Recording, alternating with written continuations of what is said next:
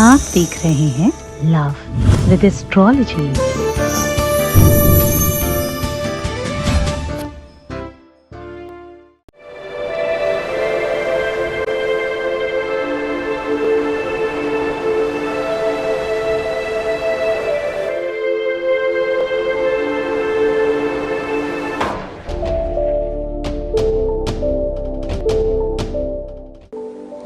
जय माता दी।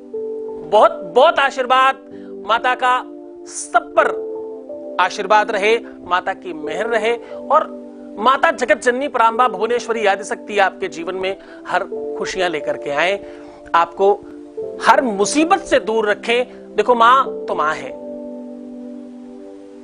मां की कृपा, मां की महिमा, मां का महिमा मंडन करना विश्व में किसी के बस की बात नहीं है।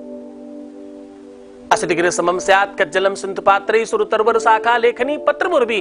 शारदा जी स्वयं माता सरस्वती भी लिखना शुरू कर दें, उनकी महिमा तो भी मुश्किल है। कब पारायण करना चाहिए, क्या शुभ मुहूर्त है उसका, नवरात्रि में क्या क्या नहीं करना चाहिए, व्रत करने में किस प्रकार से करना चाहिए, अगर आप घट स्थापना प्रथम बार कर रहे हैं तो करना चाहिए या नहीं, आपके घर पूजा पाठ होता है तो उसमें क्या क्या चीजों का खास ध्यान रखना चाहिए। तो नमस्कार, मैं हूं आचार्य सतीश अवस्थी और आपका बहुत स्वागत करता हूं लव विद एस्ट्रोलॉजी में। आज मैं बात कर रहा हूं नवरात्रि पर। यह बहुत अद्भुत और बहुत आनंददायक संयोग है। इस संयोग में कई सारे ग्रह नक्षत्र अपने आप में परिवर्तित होकर एक बहुत सुव्यवस्थित और बहुत आपके अपने लाभकारी संयोग सूचित कर रहे हैं। इसमें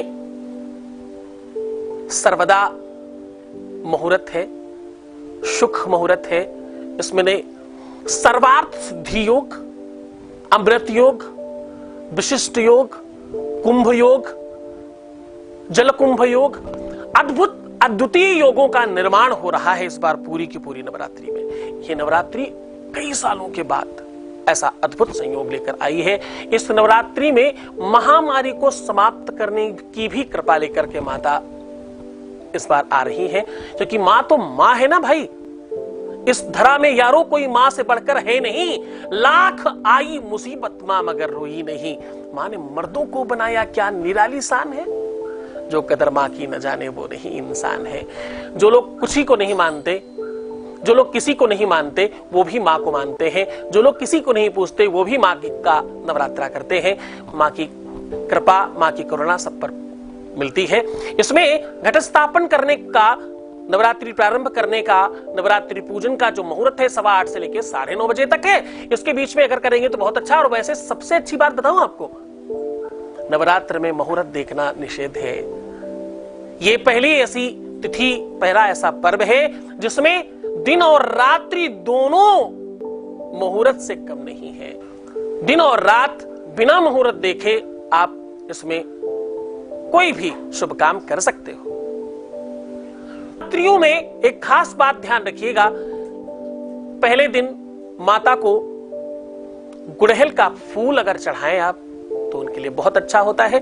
दूसरे दिन गन्ना या गन्ने के रस या गुड़ से बनी हुई कोई मिठाई, तीसरे दिन अनार, चौथे दिन 5 प्रकार के फल, 5वें दिन माता को अगर अपने ही घर में बना के कोई पकवान इत्यादि का भोग लगाएं, 6ठे दिन सिंदूर और श्रृंगार का सामान, 7वें दिन शिक्षा से रिलेटेड, विद्या से रिलेटेड कोई भी वस्तु अगर माता के चरणों में रखा जाए तो बहुत अच्छा है। और 8वें दिन जो माता का 8वां स्वरूप है उस दिन वस्त्र इत्यादि मां को समर्पित करना चाहिए। और 9वें दिन खीर, हलवा, पूड़ी, चना इत्यादि का भोग लगाने से माता बहुत प्रसन्न होती हैं।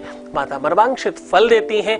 मां को मनाने के लिए, और सबसे बड़ी बात ध्यान रखना, अगर तुम्हारे जीवन में प्यार से संबंधित कोई तकलीफ है, अगर तुम्हारे जीवन में सौभाग्य से रिलेटेड कोई तकलीफ है, अगर तुम्हारा दाम्पतिक जीवन ठीक नहीं चल रहा, अगर तुम्हारा मैरिटल लाइफ बहुत अच्छा नहीं चल रहा है, तो ये नवरात्रि तुम्हारे लिए बहुत स्पेशल है।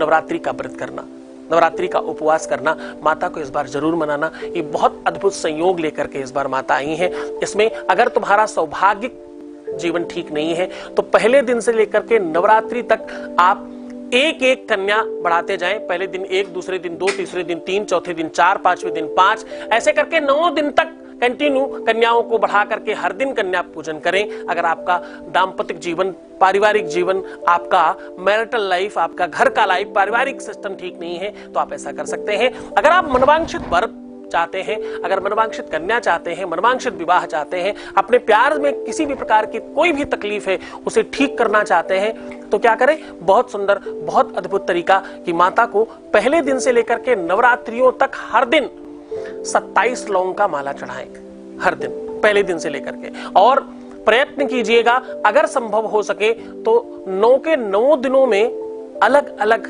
रंग के या अलग अलग सुगंध के इत्र लगा करके, या तो इत्र का इस्तेमाल करें या तो अलग अलग दिन, कभी हल्दी, कभी अष्टगंध, कभी सिंदूर, कभी रोली, कभी मोल, अलग अलग चीजें 8 दिन स्पर्श कराएं, या तो 9 प्रकार की, 8 प्रकार की सेंट लगा करके माता को चढ़ाएं।